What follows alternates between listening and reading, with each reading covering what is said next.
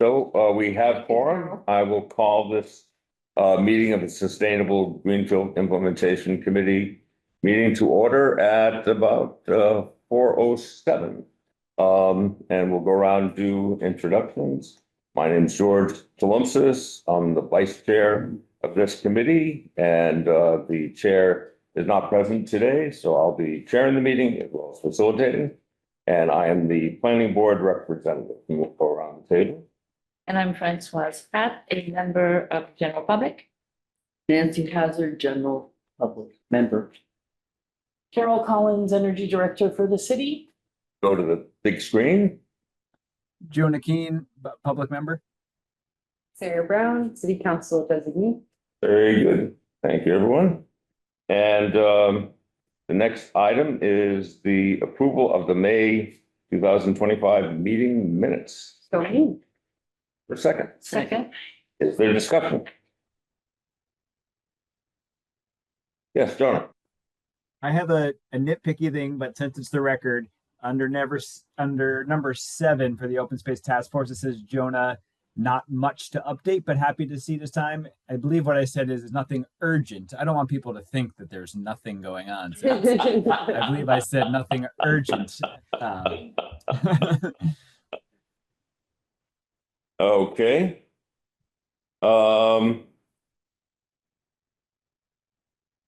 Thank you. I'm sure that's an accurate recollection. And I can pass this along to Amy for amending. Just nothing urgent up there. Got it. And any other comments on the minutes? I'll just first say incredibly thorough and detailed, especially with all the stuff that Michael Peralt said in his presentation. The only thing I'll say, just very, very nitpicky, more than that even, is that in the middle of page, whatever it is, under the access program, it referenced kind of like Boober and Lift, and both of those are proper names, so they should capitalize. That's all I saw. So I'll mention that to her as well. With those, there are no other comments. With those two changes, I'll take a vote for approving the minutes with those two changes. And because we have someone participating remotely, we have to do a roll call vote. So I'll say yes. yes, Yes. Carol? Yes. Jonah? Yes. Very good. Unanimous. Excellent. Okay, next is master plan updates from the planning board. Discussion about the adopting the revised chapters of the master plan. So the planning board is going through, continues to go through the, which one? The Chapters. of the recommendations. Master plan. yes. Which one are we going through? Land use Natural resources. and NHC, Natural resources. natural resources. Yes, we're going through the natural, historical, cultural.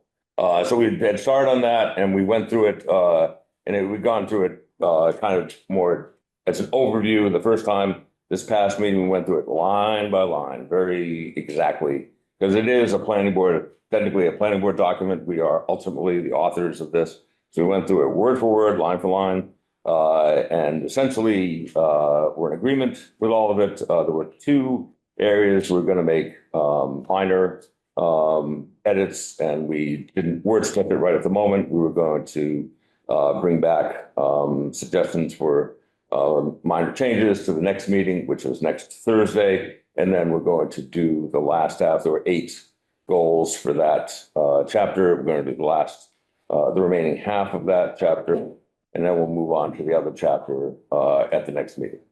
So just wanted to give that update. We're plodding along with that, obviously finding the work done by the Conway School, the subgroup from this committee, and subsequently this committee to be very quality work, because we're not finding much to change, but we're just, reviewing it and affirming it and, put our stamp of approval on it. So that's the update. Any questions about that? And the board did finally, I was just clunky about getting to this in a more timely way, did give a definite thumbs up about moving on to economic development as the next chapter, after a lot of work had been put into this already. And, but the board agreed it was the next obvious step to focus on. Just added that as well. So if there are no questions about that, that's just, and I'll keep giving updates each meeting. Next, we have a discussion of gas-powered leaf blower. Oh, I'm sorry, back up. I'm sorry. I was going by the old agenda. There was an additional item actually that was is coming, it went a little out of order. There was this is something that was on the agenda that was published in the calendar. So this is about Michael Peralt's FRT presentation about the FRTA and the video of that, and wanted to have a discussion of whether to edit that so it could have it as a standalone video. And this is in your initiative, Nancy, if you want to speak to that. So I was so, I think we were all so impressed with the presentation that Michael made. And so I mentioned it to the Greenfield group, and they were very interested in seeing it, and also possibly holding a workshop that would be similar to it. So they wanted to see it, and there was a number of people who thought, oh, that'd be great. If we had it as a standalone video, it could be a piece of information that would be on the Greenfield site or anybody's site. And so that's why and then I reached out to Michael and I said, how would you feel about this? Would you be okay with that? And he said, yes, he would be honored and definitely interested. So I'm coming here to get approval to get those minutes edited, the video edited. And as I understand it, GCTV would do that. I haven't asked them yet, but apparently it's quite standard and straightforward and wouldn't be a big deal. So I'm looking for permission to move that forward. Yes. I was just gonna add that I also thought it was such a cool presentation, and I sent it to friends and I was like, oh, watch between this part and this part. So I feel like let's just edit it and then someone can just click on it and watch it. I don't, I mean, obviously this is public access. I mean, you know, the whole meeting is, you know, I'm sure on, you know, has been It's on disseminated. GCTV. Yeah, Yeah. and so I'm sure anyone could take that and they could make it, you know, cut that out and disseminate it how they want it. So I don't even know technically if I appreciate you bringing it up so the committee is all aware of that. And I appreciate you checking with Michael on his comfort with it. I don't even know if we need to have a vote on it or anything, or if it's just Just wanted people to know so it wasn't a surprise. absolutely, yeah. I mean, does anyone feel like there's a need to take an action with regard to this, or is it just the committee's aware and it's, you know, any concerns? I mean, hearing none sounds like a great idea. It's exactly what the kind of thing we want to be doing. It's getting, you know, us hearing about, but then more people hearing about it. So it's a wonderful way to get the word out about this. Because when I asked what can, you know, the city do, he said, get the information out there. So Right. this is one way to use that presentation he gave us, you know, more broadly. So So perhaps in terms of the second idea, which is possibly to have an event or workshop, whatever you want to call it. That if Greenfield were interested in that, I guess I would come back to you guys, to us guys, because I'm one of us, aren't I? To see if there's an interest in co-sponsoring it, because we were also thinking about that Life Path. I mean, there's some other obvious partners that would be great, and to do it as a you know, hybrid meeting so people could either come or not, you know, whatever. And I guess do it at the John's On, so that we had that capability of doing that. So maybe just like get a sense of whether there's interest in that, and then I would come back and be more formal about it in the future. Yeah. yes, What would this workshop be called? What So, would be the purpose? oh, I don't know, maybe transportation options or FRTA, what it offers, or, we wouldn't invite Michael, obviously, to speak. And then the people could do Q&A and stuff, so. Yeah, it just helping spread the word and beyond, because we all loved it so much and we all had questions. So I could just imagine other people, who would have questions. I suspect that this may not be accurate, but particularly elders, because they're constantly becoming elder all of a sudden, and it's like they haven't thought about what are they going to do without a car, or haven't thought of how to reduce their car use and that sort of thing. So that's why particularly Life Path and of course the Greenfield Senior Center, but it's obviously a topic that's broader than just Greenfield. And be, nice to figure out, be sure that we're finding partners that would enable us to do that. On the FRTA website, there's a section you can click on called Getting Around. And I could see getting around on public transit as a nice Nice topic. yeah. And Okay. as an aside, I'll say I worked in Boston for a day treatment program for 8 years, and one of the groups I did for 8 years was a getting around group where we would just pick a destination and we'd figure out together how to get there by public transit. I had a huge amount of public transit in Boston. We would take the subway or take a bus or something like that, so people could learn and get comfortable taking public transportation. So affectionate. Yeah, I think things like this just need to happen often. And I can't think of when there was the last public one, but then again, I might not have been paying attention.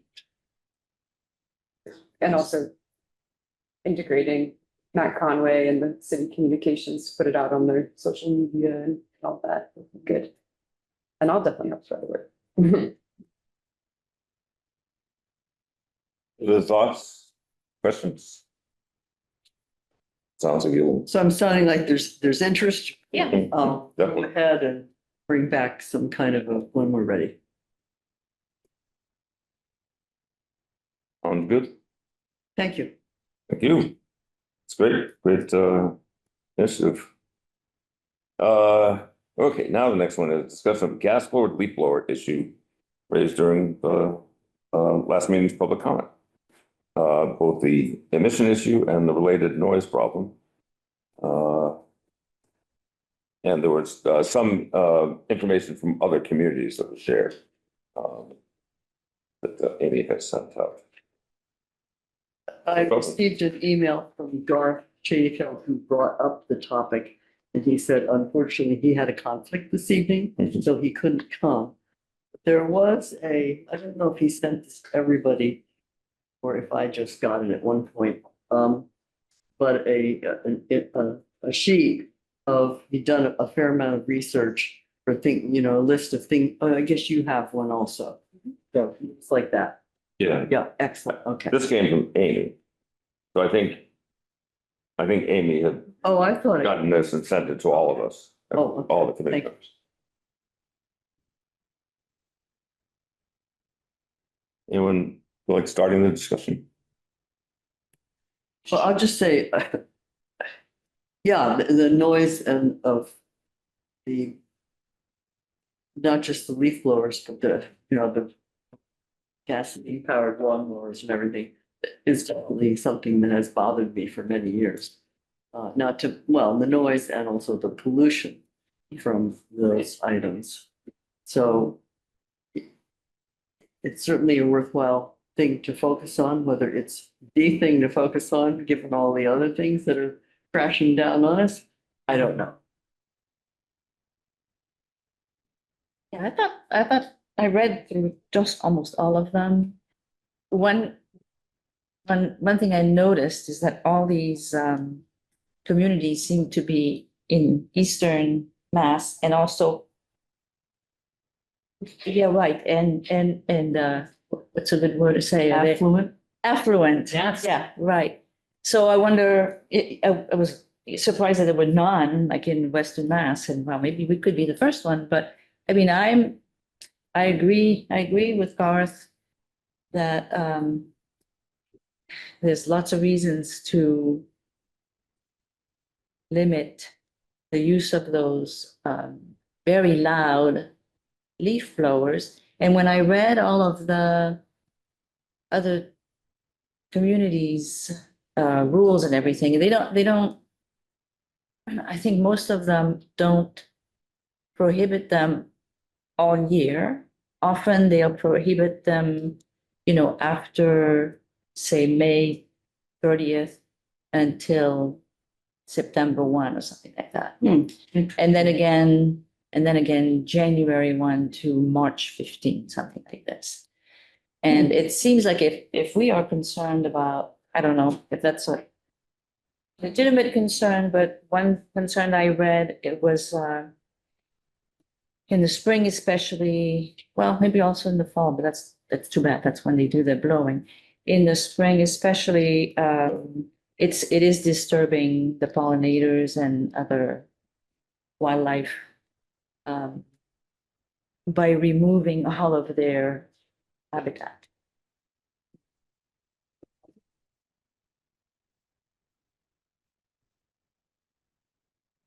Please, John, yeah. In general, I'm very much in favor of this. It is, there are complexities. I haven't had a chance to read through all of these other towns who have done it. Just on my little case study on my block, most folks don't have leaf blowers. The main leaf blowers used on our block are by professionals, commercial use. I have an electric one that but I think I might be the only one on the block that uses it. So I guess I'm curious to know how much it would affect homeowners versus businesses. And I know, in my understanding from just looking at this sheet, that's obviously a big question, and is the commercial use question, and maybe even having different. It sounds like some towns even have different distinguish between that commercial use. So I notice a lot of them have a phase process. So I do wonder if there is an easy hurdle of moving this towards a first step of limiting during a time period, or some step in the direction of phasing them out. That would be an easier hurdle that would not take too much time, and that would have it there for us to then follow up on down the road to move towards. I would have to assume that there's going to be an increase in electric use in general, commercial electric use, as there's more and more options. They're more affordable, longer battery life, because they are much more pleasant to use. They're lighter and they're quieter. So I assume there'll be a gradual transition that happens, but it's going to be slow. So we could perhaps help to move it along, I guess is what I'm saying, with some initial steps. Yeah, one of the details was in some towns, the rules were different depending on the area, like if a property was more than an acre and a half, for instance, the restrictions were not the same as if you're on a small lot. Well, because I've seen the complaint from residents that, well, I can't use an electric one because I've got 5 acres and they don't keep, charge that long. So I asked Amy what she thought, because she did all this research. I wish she could have been here. Oh, she put that together? That's not from Garth? No, that was Amy. Wow, Really, she's amazing. no. And so to paraphrase, she was saying she's not sure if we want to take this on as a priority, but if we do, then public education, engagement, gathering community support, phased-in approach, those would all be good things to help deal with some of the contentiousness. And then also outreach with the landscaping companies, of course, to understand the impact on their businesses, and companies that we could perhaps spotlight. She said she liked Quiet Clean Winchester, what they did, because they advocated not just for an ordinance, but also they provided electric leaf blowers for the community to borrow. and a list of landscapers who use electric leaf blowers. So it's more than just the advocacy in the ordinance, but some concrete things to help people comply. And then also on my personal, now back to me, not Amy, but like, I'm thinking like enforcement wise, like who would do that? Like if we make it so that the police enforces it, then that's, I don't know, like we don't even have a noise ordinance in town. So like maybe this would just fall under a noise ordinance if we had that, or I'm not sure. Just thinking about like who wants to take this on and people feel strongly enough and passionately enough to like, but yeah. But for starters, it seems easy enough to provide like awareness about like mass save rebates for transitioning to like electric lawn care stuff. Mass Save offers that. Yeah, It's very limited it's like and it keeps changing, but yeah, I just checked it. Let's do. I don't remember how much it is. I'll search that. I want to say it was like 75 off of. There's different, so the one positive is there's more options now and more powerful equipment, because that's been a pushback all along, is that, the electric leaf blowers just weren't that powerful. So I feel like a lot of the DC actually did this a while ago, and I did a lot of research on it then. I was trying to find it before the meeting and just didn't have time, but I do think, the communities here are pretty affluent, and so you are dealing more with landscape companies. And I loved everything that Amy raised through you, Sarah, and think that education, like, so anyway, like saying who would enforce, idling's not even enforced, and that's been a law for years and years. So enforcement is, a lot of times it's the carrot and not the stick approach. And so we would want to, I would say, again, outreach, education, having equipment for people to borrow, having, making it accessible and with positive feedback, that it's like, so much of everything is politicized now. Everything that is green is politicized. And so it's like being able to counter that with facts still won't help with everybody. But I think being prepared with all of that hopefully eliminates the need for, enforcement. And I know in DC, that was a big issue with, they had something set up. I think there was a fining system, but now it's actually reached the Supreme Court. So I think we can kind of guess where that's going. And that's very recent. I didn't get to the bottom of that, but if anybody does, please share. So anyway, I wouldn't opt for the penalty, but I do like the idea of trying to make it, kind of positive and winning people over, bringing people with us. That's. Yeah, I totally agree. Education, alternatives. We could have games. There could be like a game of blowing a ball. No, like a recreation thing. It could be. It's a great idea. Yeah. Then it would be fun. And it's not just like, look, all the environmentalists are here to tell you how to live, whatever. Sorry, go ahead. No, but the same vein of what you're talking about, Carol, is yeah, rather than enforcement. One, because there's a lot of pushback about that kind of thing. And two, it's very, either for the noise or for other, it's very hard to Yeah. enforce, to come Yeah. up with all the details. Yep. I mean, you got this list of factors to consider is just it shows the complexity. Yes, And yes. and you And gotta your get, long-term goals. Like, Yeah. are you trying to make people hate you more? Yeah. Dictate how they. it's just, what's always struck me is that, when people invest in this technology, they end up overusing it, which is always what troubles me. you've probably all seen somebody doing a commercial property and they're chasing with their leaf blower one leaf Yeah. Oh, yeah. off the sidewalk. It's just like, I mean, July. have you gone mad? Yeah. You know, we're outdoors, you know, there are leaves outdoors. Or, you know, I'll have a light snowfall, I'll be clearing my sidewalk with a broom and people are getting the snow blowers out, you know, so, you know, there's overkill. And people are just, you know, they justify having this device and having invested in this device by using it rather than the rate. Leaning over and picking it up. Yeah. So, no, but I'm talking about, you know, cleaning the snow with a broom. You know, Oh, yeah. People get out this, so, yeah, so it's a great issue to have flagged. I appreciate Garth bringing it in. It's right in the wheelhouse of this group.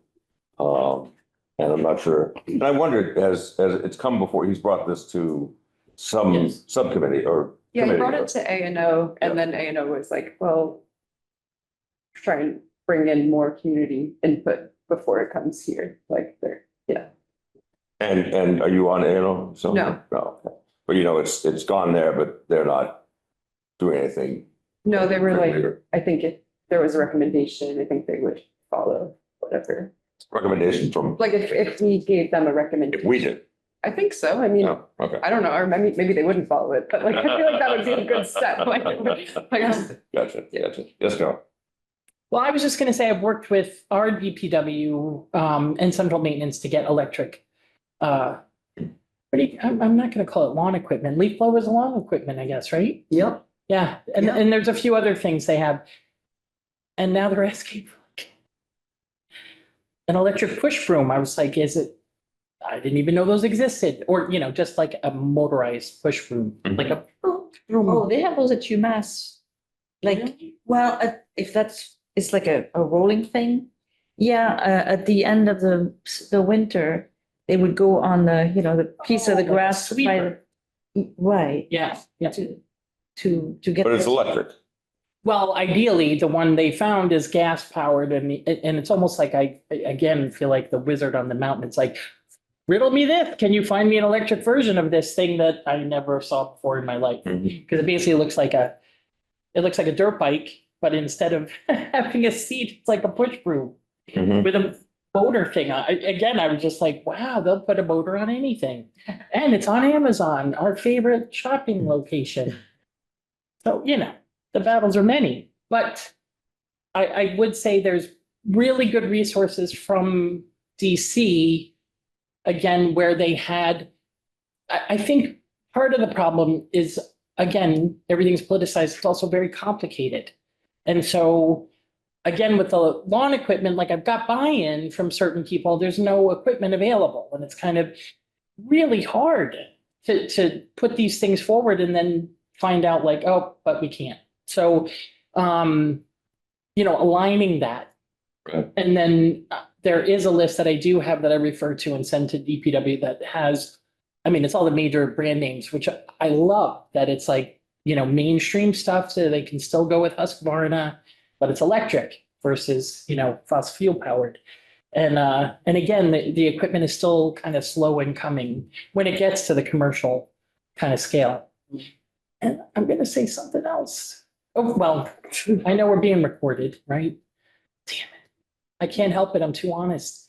But I have to say, I hate to see the things that I'm like 100% on board with fail. Because it's just like, it hurts. It's almost like Oh, the equipment doesn't work, you mean?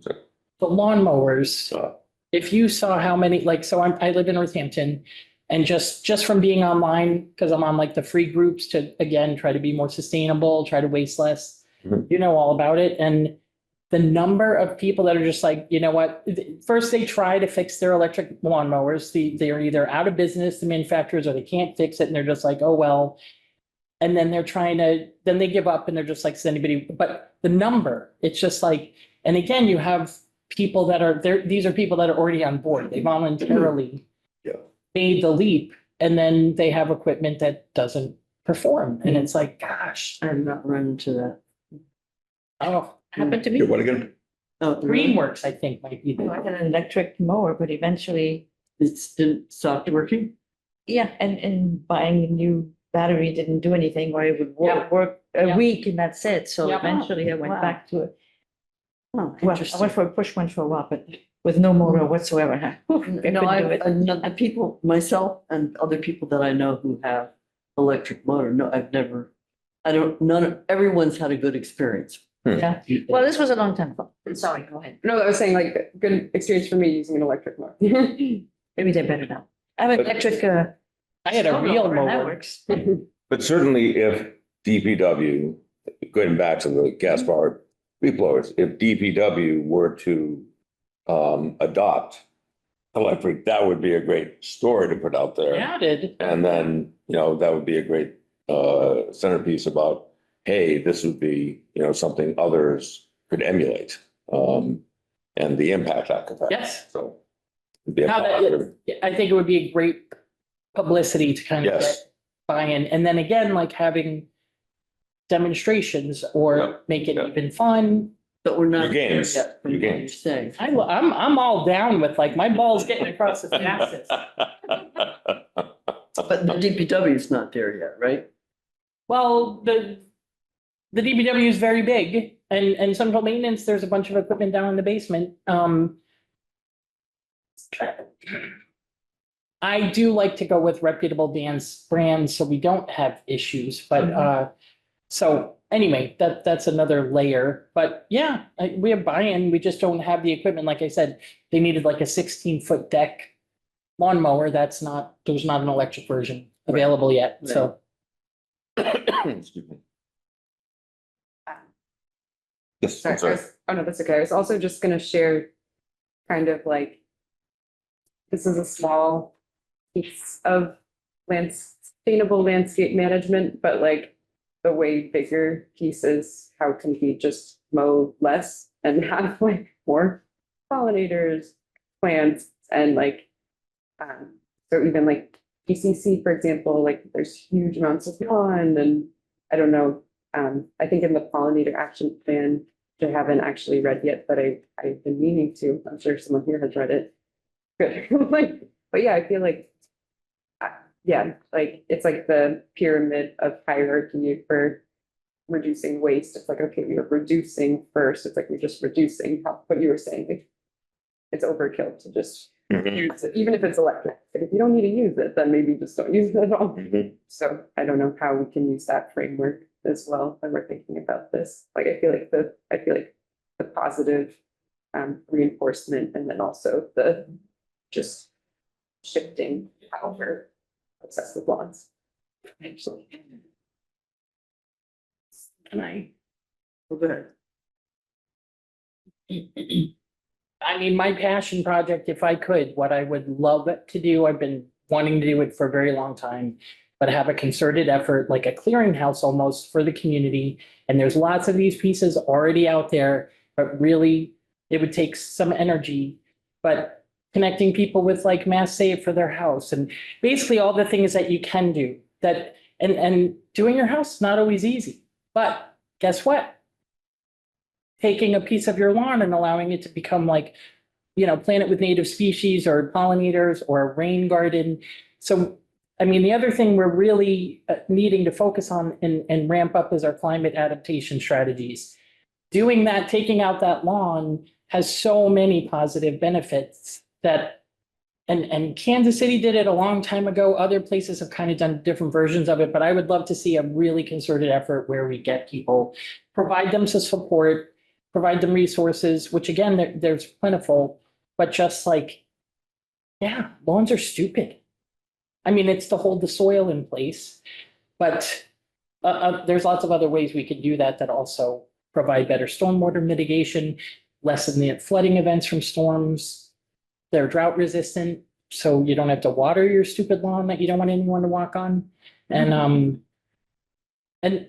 again, I just see that as being a really huge way to kind of have people start thinking more holistically of all of the impacts.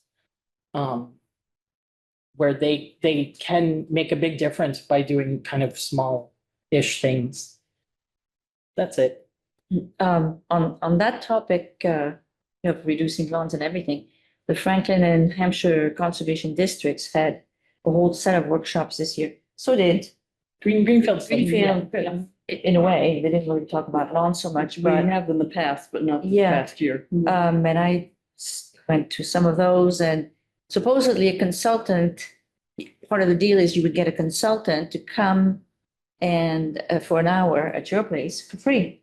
And even with a bundle of native plants. So I'm still waiting for mine because I would love to convert my lawn, Yeah. a part of my lawn, to something else, but I have no clue exactly how to go about it in a way that I can by myself. Yeah. So hopefully, at one point I will get some more information, but if all of their talks are online now. But that can be a There's part. Great resources out there and information. So thanks for bringing them up because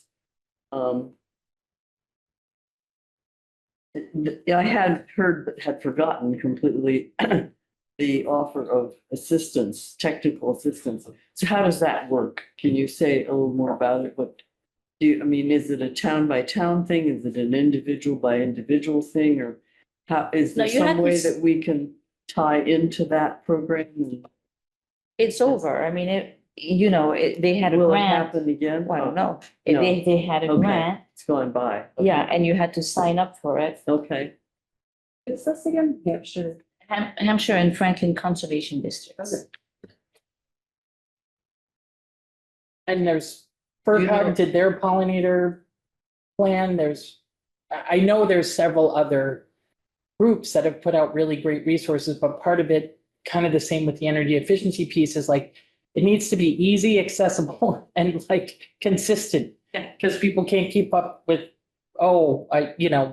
like I can't even, and all I do is gather all these resources and then when they're constantly shifting, it makes it difficult. So it would need to be something that's like someone's taking the responsibility to kind of spearhead, which I would love to be that person. But can't. Well, for what it's worth, on the open space task force, one of our priorities is pollinator corridor, Yeah, and I'm working on that, so yeah, I'll continue. yeah. Do you know if the Hampshire Franklin Conservation District is likely to get another grant? Oh, I had no But idea. maybe that's something to check out, because I agree with you that you need a human being. And that's always the stumbling block, because, there's, as you say, there's fabulous resources that have been created. But doing the outreach and doing the follow through and nothing will happen Right. unless that is in place. And, or maybe it's an issue of, well, it's so hard to find a grant about anything right now, but finding some money to be able to hire someone to do that, to be that person. The state even has fabulous resources. I just didn't know. And it's all through, I think it's the Department of Agriculture, and is it DAR? Or, DCR is doing something. yeah, so I went to the Mass ECAN conference. Don't ask me what that is, but it was all about nature-based solutions, which is my passion and what I study. And where we really need to focus our efforts. And the stuff's fascinating. But it's a lot of it are these very small neighborhood kind of generated grassroots efforts that are, Pittsfield just did a bunch of stuff. And again, I don't, I'm sure we need to be on another topic, but I do think that coming up with things where we can really flesh something out and offer a really vital service that does get results. Because what's the best line I heard? First of all, Mondani gives me hope again. Hope again. New York City. I know we can't talk about that stuff, but he did say you've got, what the hell did he say? I gotta like tape it. It's like, you've got organized money versus organized people. So we have to do these things. The people have to get together and make these things happen. Well, this part of the conversation flowed from, we were talking about the methods of machines being used for lawn care. And then the idea came up, well, what if we had less lawn to care Yeah. for? And so it gets us into, that kind of discussion. So just to wrap up the whole topic about the gas powered machines, my sense is, you were saying the A&O might say if this committee said, oh, you should do this, they might listen to that. My sense is this committee doesn't have any inclination to say, oh, the ordinance committee should do such and such. If any committee, it would be more the education committee or something on this topic, because that seems where it would make sense to go with this. Is that accurate, the consensus here? Is that, please, Jonah? I don't know if it's totally accurate of my perspective, but I do think the education is very important. What I don't know, so the thing that's startling about the leaf blower conversation is the scale of the emissions that come from them. Yeah. Like that was pretty startling to see. The two-stroke engines are very inefficient, and that the amount of emissions is startling compared to vehicles with more efficient engines. So what I don't know is what the scale of the issue. Like I would be curious to learn more about what our key emission points are in the city, and if it's something that, like, is it a scale that is significant for the emissions from Greenfield because it is such a heavy polluter. And if it were, then I think moving towards ordinance would make more sense, but I don't know enough, so I guess in addition to education, I would encourage someone to learn that, to know how that, like, how many gas powered leaf blowers are being used, what kind of emissions, what kind of emissions level are we looking at? Maybe that's a great intern project or a master's thesis or something that we could get somebody to have a look at. Yeah, that was, frightening to hear that. Yeah. Any reactions to that comment about how we gather? Was that part of the information Garth presented?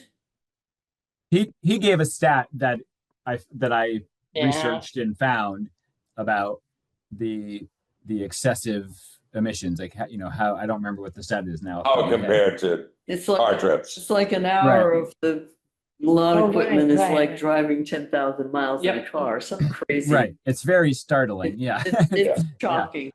Yeah. Been that way for many, many years. Yeah. So And yes, I mean, I think but- that's the approach that I would want to take. And like, I think, we should try to look at reducing our biggest polluters in the city, but I don't know where this falls on the list, as far as actual total emissions. Yeah. I get where you're going with that. I think that that's a lot of energy to try to capture that number, and it's going to be based in a lot of assumptions. But I do think that and I did look into this in the past, and to me, which again, sane, rational people are getting harder to find, but anyone who's like, I had forgotten about it, but I remember seeing this video too. I mean, in addition to it's just unpleasant on every level. It's like, people don't think about it's just like, oh, we're used to doing this. So I think presenting the information might be enough to, you don't think? Oh, I'm listening. I'm trying to understand what you're saying. Presenting. Like just presenting like this is terrible, produces significant emissions that are harmful and we have alternatives. There didn't used to be an alternative, Presenting that information to whom? like the public. Oh, okay. I do think before introducing an ordinance, it might be a good idea to just be like, and who cares? People can argue either way, but I am, having watched how things are perceived in general, I think coming out with just being like, you're not verboten, no more. I think better, it's just like, look at this stuff. Can you even believe this? So we're really going to work on making this better. And we're already doing it with DPW, or, a lot of people are already doing it. There's so many better examples. Push this damn ball across the road. No, but composting is the other thing, because when you're talking, Jonah, about emissions, food waste is massive. And so I've been trying to get that figure just for Greenfield. And it is so hard, because you're hearing 40% of food gets thrown away. first of all, absolutely insane. So that would be part of this whole passion. I don't know why I'm talking at you. I'm sorry. I appreciate it. But the whole thing with, mass save and then the lawns and then composting it again, where we can do things or individuals can do things and have this huge impact without having to, if you can't upgrade your wiring or whatever at your home, there's still these other things you can do that will have a huge impact. I kind of like that route.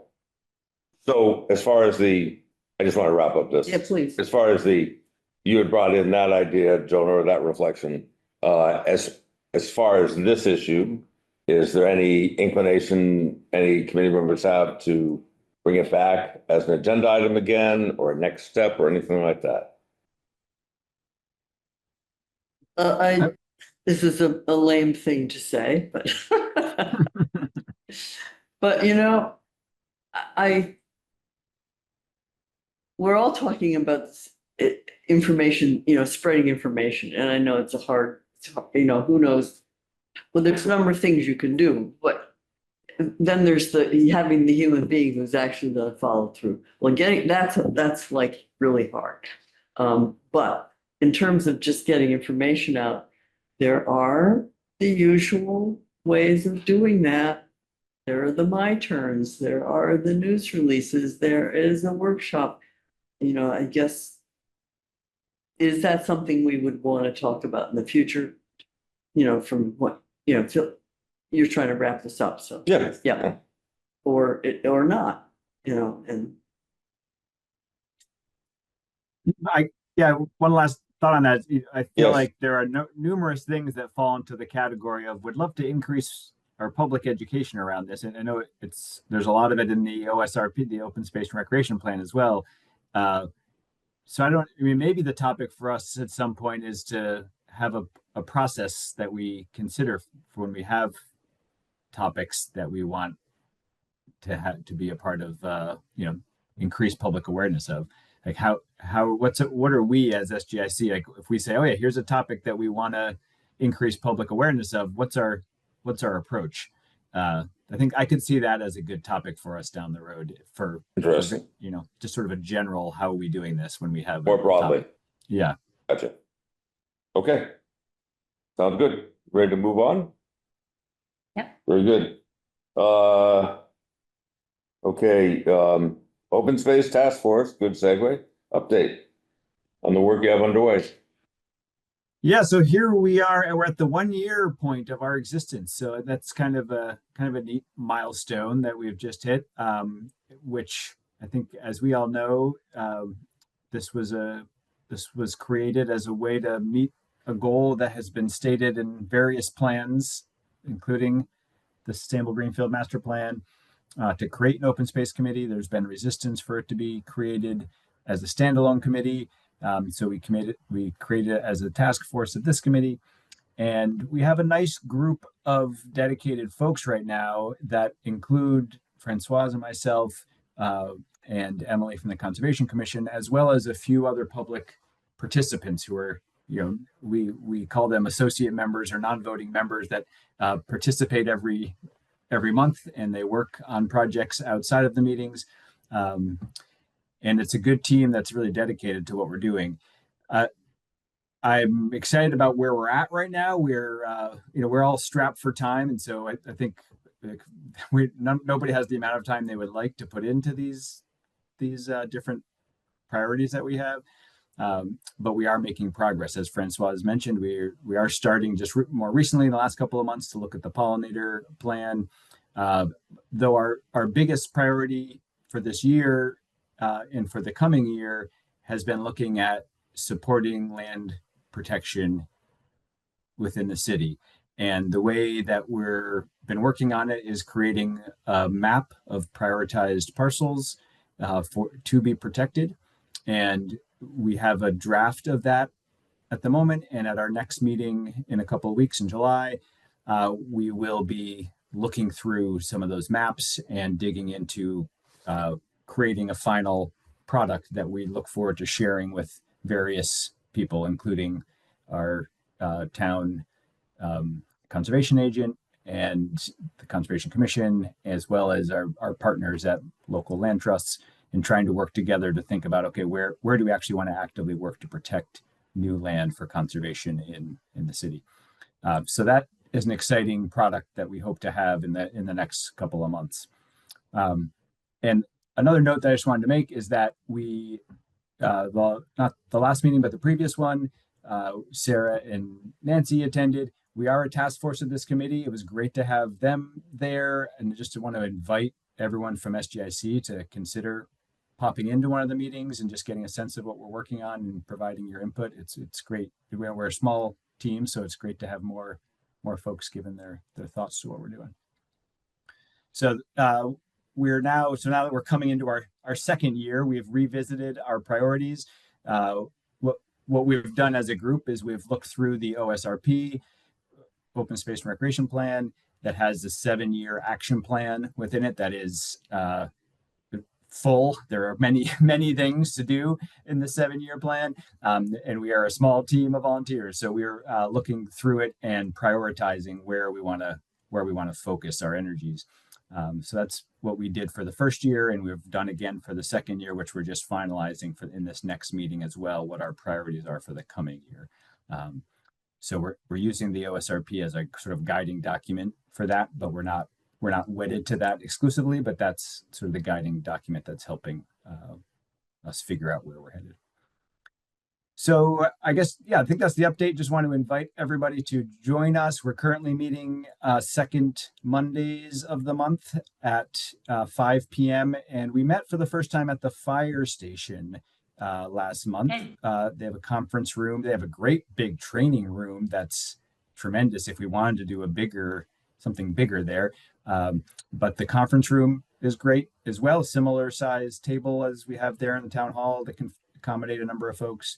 And so I think that was pretty successful. Folks were happy with that meeting location. Also another good FYI for future needs. Any comments or questions? Jonah, I'll ask, when you talk about identifying the parcels, are you talking about parcels of any type, private land or land of various types? Is that? Yeah. Yep. Looking at any land that's not currently protected, that has value for protection. So looking at various criteria related to conservation primarily, although we're also looking at environmental justice. So there's kind of a couple different layers that we're looking at. So the open space protection from a conservation side focus more on wildlife habitat and climate resilience is sort of one angle, and then another angle is the environmental justice side. So we'll be looking more at like vacant lots that exist near residential communities that don't have as much access to nature. So those are the main lenses that we're looking through. Another question I had kind of related is the issue of farming succession. And we just had one, I'm blanking on the name right now, the farm that Martin's Farm. Martin's Farm? Yeah, Martin. Oh, not that one. the one on Coleraine Road near the swimming area that they indicated they were. Tinsky? Yeah. Oh, right. So whenever I hear that, something like that, I wonder what's going to happen to that land, that property. Is there a succession plan? Because it wasn't obvious from what I heard about it. So that's an obvious concern I have. And I know there's been talk at times about that is important from the point of view of land protection. Yeah. And so I wondered if that's something on your radar as a group. Yeah, well, it's definitely clearly in the OSRP, thinking about protecting agricultural lands as well as conservation lands for wildlife. And I think the main way that we've discussed it is thinking about APRs, which are the agricultural equivalent of a conservation restriction, and that is really the best way for a piece of land to be guaranteed to stay in agriculture. So we've talked about, and this falls into the awareness again and community awareness, doing some outreach to land that's not currently APR land, so farmland that is not currently protected as agricultural land, to let those farmers know what the options are, to because there's financial benefit to this for them as well to put an APR on their land. So I think that's the way that we have looked at it, not so much as succession planning specifically, but working to make sure that the land is protected as agricultural land. Is that something the planning board has discussed at all? Not real specifically, that I recall. Because I would think like operating as quickly as possible to protect. There's also such a need for housing, so, you know, arguments can be made. And is APR, so I'm used to land conservation through, and financial benefit to the owners via land trusts. Is the APR similar to that? Yeah, it's basically the same as a conservation restriction that you would, partner with Franklin Land Trust or Mount Grace. You can partner with them as well for an APR as well, which is just the agricultural equivalent to a conservation restriction. So Okay. Franklin Land Trust does a lot of it at Mount Grace Yeah. as well, and so they would hold that restriction on that land. It's still private land owned by the farmer, and they can sell it to future farmers, but it has a restriction on it to be so that the use is restricted to agriculture. Yes. I know that this topic, that the Agricultural Commission spent some time on it a bunch of years ago, reaching out to farmers and looking at what's conserved, what isn't conserved, the APR, et cetera, et cetera. And I know the leadership in that has changed, so I don't know. Anyway. Yeah. History. And do you folks, does your committee, Jonah, have any contact with the Agricultural Commission? We did. Did you coordinate that, Francois? We had some. Yeah. Yes. I went to their meeting. I can't remember if any of them came to our meeting. I think one maybe, did. I think Elizabeth Nett, joined us by virtually once. So we know about each other, yeah. And I think agricultural land preservation was one of our priorities, wasn't it? Somewhere in our priorities, maybe we didn't pick it this year. Yeah, it's in there with the land protection. It falls under that same category of our main focus of protecting more land. So yeah, it's in there for sure. Because I wonder, I mean, with, farmers announcing they're retiring, is that a point of vulnerability for that land? And does someone So, like, the Agricultural Commission or somebody reach out to them to try to, see if there's an opportunity to preserve it, in via some mechanism? I just don't know. I see that headline and I get nervous. So. I'm happy to. I mean, I think the best thing that we can do at this point is to pass it along to our connections at Franklin Land Trust and other land trusts who would be the active players in this. Like, as a city, we wouldn't be the active player in protecting it. So I think we could be, but we don't. That's not the work we do. I think Franklin Land Trust would be would be smoother. So I would be happy to. Can you just say the name of the farm again? What is it? Batinsky. Batinsky, yeah. BTYNSKI. Yeah. We don't Carol. know, Spell. are we sure it doesn't already have an APR or some kind of? I have no idea. The first thing Okay. would be to look on our maps. Yeah. It was in the paper a few weeks ago. And I thought I remembered that nobody, they were closing, nobody wanted to take it over. So I don't know if That's there were right. any other plans. Right, but is it protected? We don't know. And not only protected, but then there's the question of is part of the land in chapter 61, for example. That's part of it, yes. Yeah, which would give the town the first right of refusal Yeah, to purchase it. right. So, which is really important. We only like to buy options. What was that? snarky. So we only like to buy brownfields. I know. And then, and then that gives the city has the right to transfer that first right of refusal to a land trust. Yeah. So it's not the city doesn't need to have the money or the whatever. That's, didn't know that. But that's a really important point. I would just, not that Interested project like that. anyone doesn't know that, but being ahead of the game is the way to avoid things happening that you don't want to see happen. That's the whole reason we have master plans and it's committee, right? Yeah. Any other comments or questions for Jonah? Well, I think you proved that it wasn't that you had not much to update last month, but it wasn't anything urgent. So thank you, Jonah. Yep. All right. Very good. Thanks for that. And now we have an opportunity for public comments. Is there any member of the public present who would like to make a comment, either in person or? Well, You're wicked early. you could also comment, or Birch, who is on here remotely, wish to comment, feel free to do so. Seeing, hearing no one. Announcements, All right, so. any sustainable, oh. Here we go. Hi, yes, please. I just wanted to say hi because I'm like, sitting in on this meeting. I'm very interested in the work you're doing. I think it's fantastic. I'd love to get involved. There's a way to get involved. I actually came here today because somebody had mentioned that it might be a good place to speak out about noise and leaf blowers.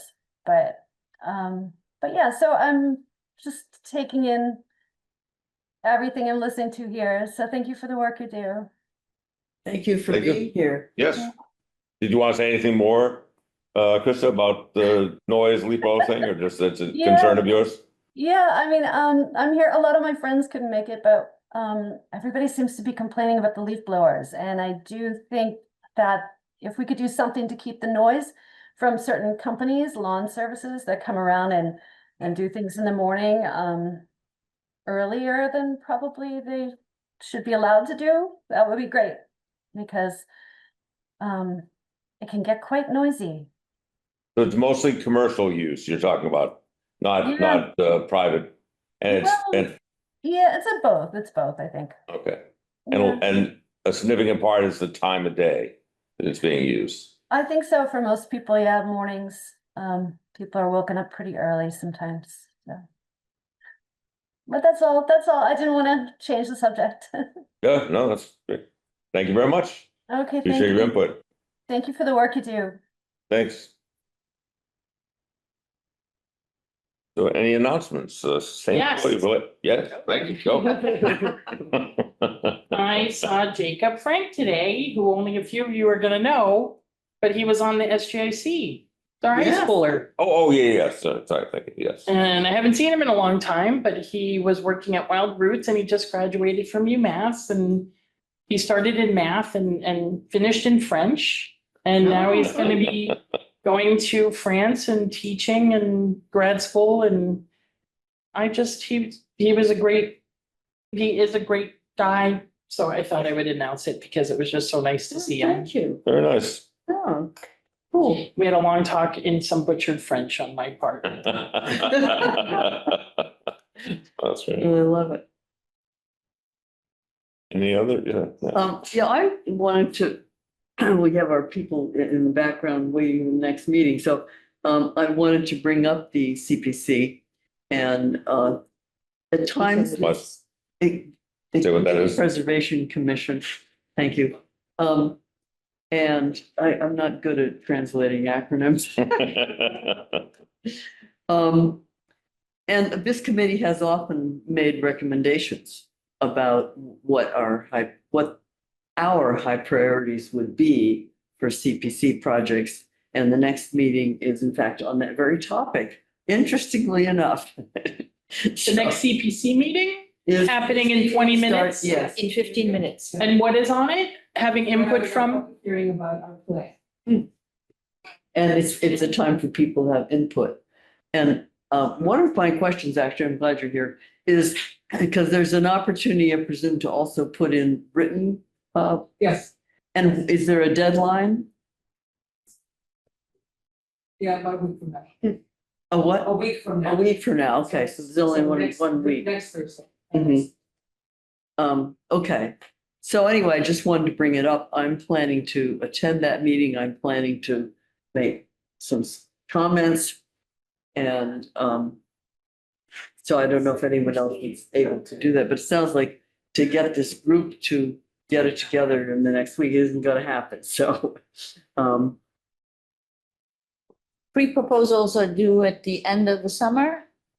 Pre-proposal will be due September 17th.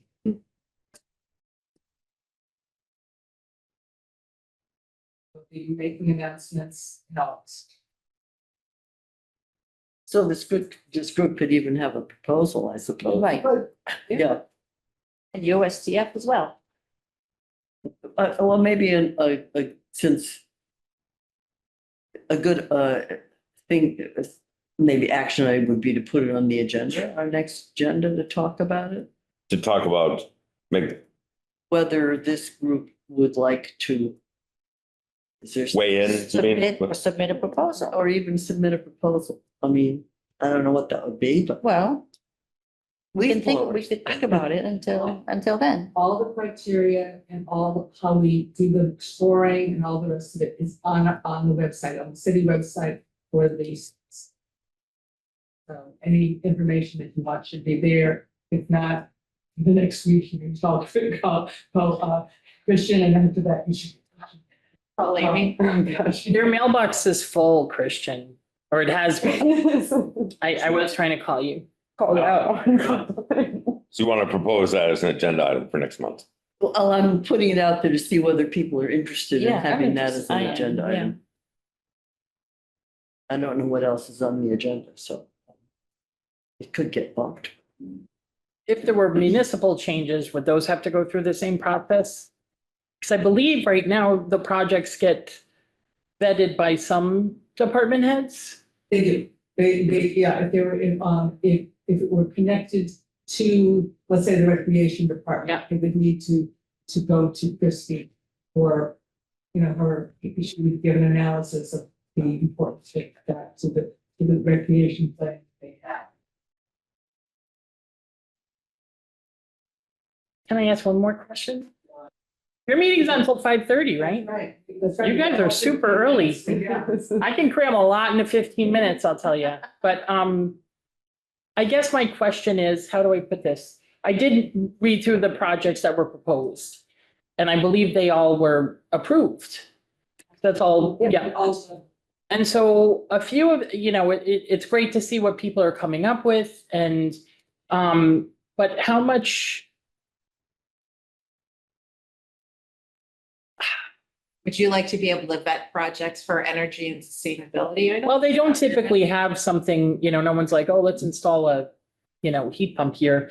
But there were some related to what I would call nature-based solutions or like site mitigation. And I'm just wondering if there is another set of eyes by an expert kind of making sure that, because there's a lot of technical information needed to do those successfully.